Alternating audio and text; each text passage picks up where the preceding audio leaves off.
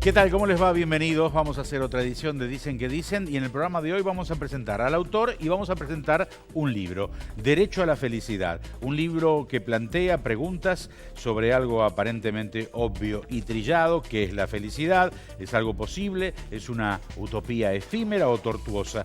Un camino con reglas simples a seguir. El autor, Enrique de Rosa, médico especializado en neurología y psiquiatría. Vamos a estar con Enrique después de estos auspicios. Ya volvemos.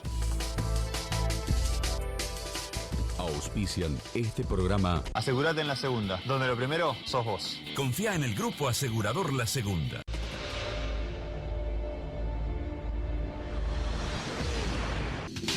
Municipalidad de Rosario. Helados La Montevideana, un helado que alimenta. Sports 78, Rosarino por deporte. Un banco diferente. Banco Hipotecario. En MSR, convertimos sueños en dueños. Ingresá a www.msrconstructora.com.ar. Medife está conmigo. Banco Coinac, Sociedad Anónima, el banco de la región y la gente.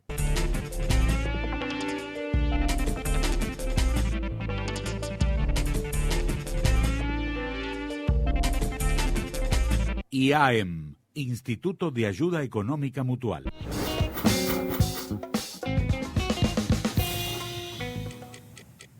Chevrolet, Find New Roads. Instituto CEAR. Pedí tu primera consulta sin cargo.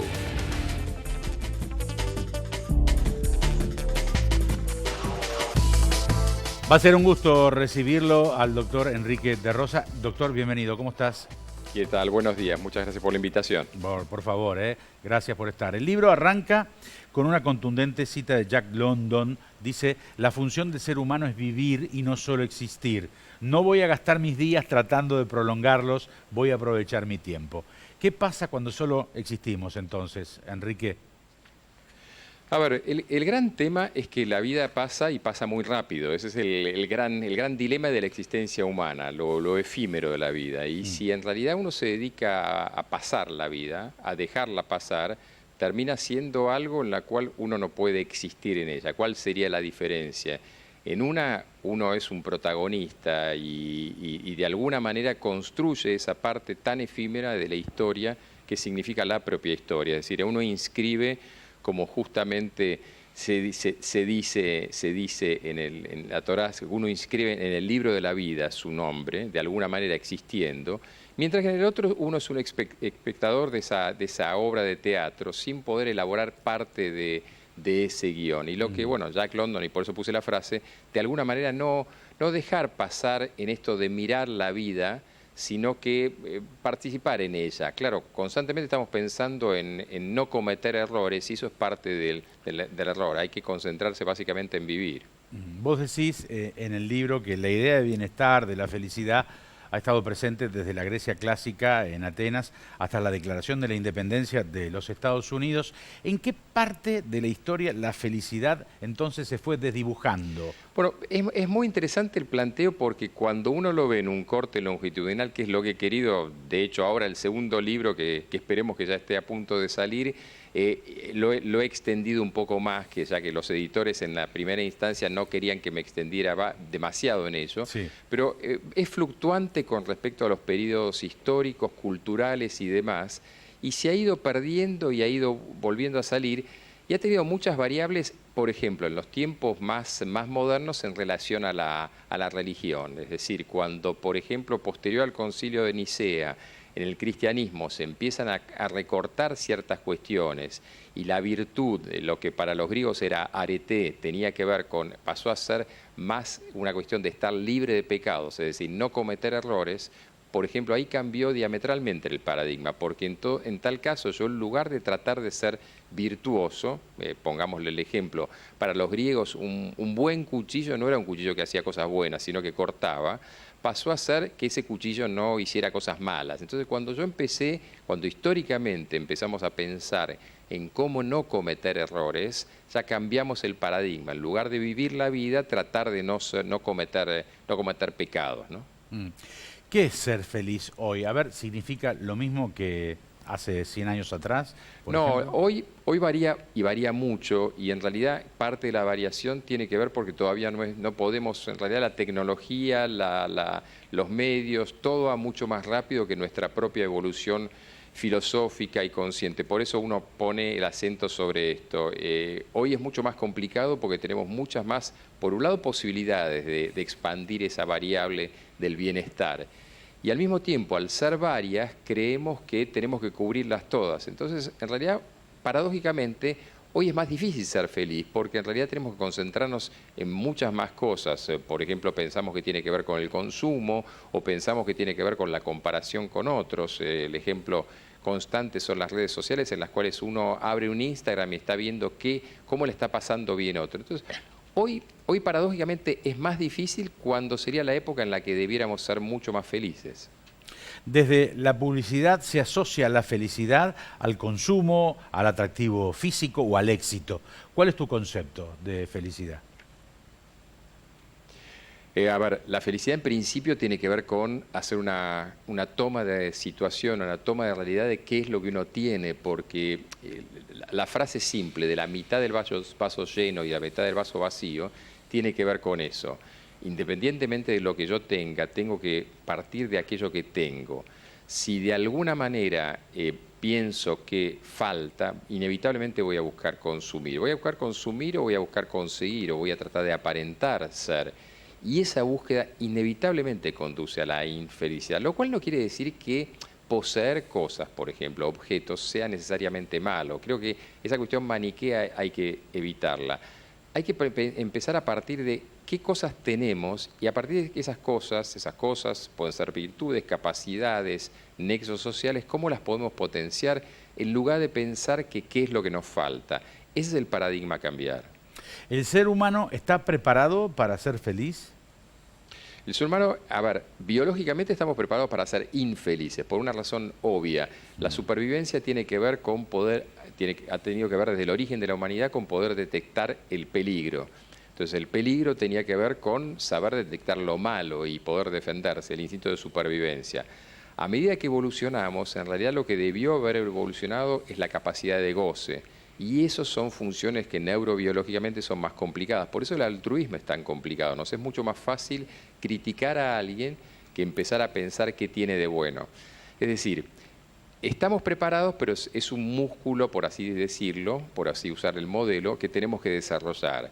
Pero el negativo, el pesimista, es mucho más fácil, más inmediato. Marie Kondo, la bestseller japonesa, le habla al mundo de la felicidad del orden. ¿En cuánto nos ayuda el orden de espíritu, también material, en nuestra vida, Ernesto?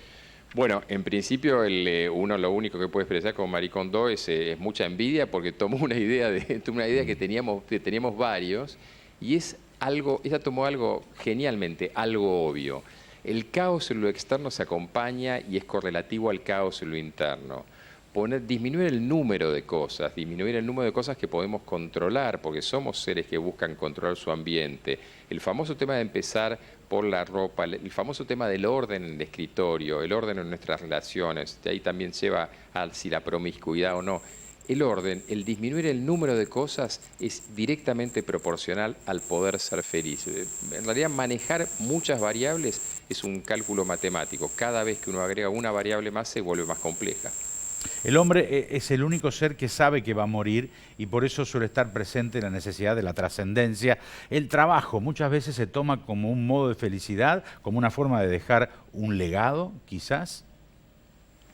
Sí, el problema es que el trabajo que tenemos hoy sigue siendo el paradigma de la revolución industrial. Es decir, seguimos teniendo periodos de trabajo, de esfuerzo, de malestar, de Sísifo para Camus, en el cual uno empuja la piedra, con periodos de liberación de ese malestar, la liberación de la prisión, ¿no? la cárcel para Platón.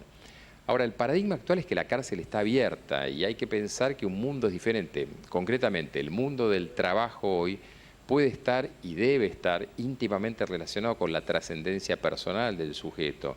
Entonces, esas son las cosas que en una de esas a las generaciones jóvenes hay que empezar a explicarles, que la vocación, que su inserción en el mundo, que la vida de trabajo malo versus distensión buena es parte de lo que tenemos que romper. Y ¿sabes en qué ejemplo? Por ejemplo, es cuando los fines de semana uno ve el incremento de consumo de alcohol, de distracción, de cuestiones que tienen que ver con tratar de salirse de esa cárcel. Y ese es un modelo también que hay que cambiar. Pasa sobre todo en la escuela y es muy común en los medios de comunicación, ¿no? Porque hoy todo tiene que ser divertido, Enrique. Bueno, es parte del tema. Es por esto que yo decía antes de la realidad. La realidad no es necesariamente divertida o no, la realidad es. Estábamos hablando antes de la lógica del isleño, que sabe que en un momento el río baja, pero también sabe que en un momento viene e inunda. Cuando uno acepta esto, que es el fenómeno del libro, lo cito porque ha sido muy leído, de Siddhartha, que el río tiene un constante fluir y nunca es el mismo río, que es el tema de Heráclito en los griegos, empieza a aceptar la realidad. Y esa realidad no es buena o mala, sino que es. Y la capacidad de uno va a tener que ver con poder navegar esas aguas y no pensar cómo las podría cambiar. Cuando nosotros intentamos cambiar la realidad y modificarla a nuestro gusto interno, ahí entramos en colisión con el orden natural e indefectiblemente con la felicidad propia. ¿Se enseña a ser feliz? ¿Se aprende a ser feliz? En realidad es algo que tenemos que empezar a pensar. La decisión de un libro sobre este tema, que la pensé durante mucho tiempo, tenía que ver con eso.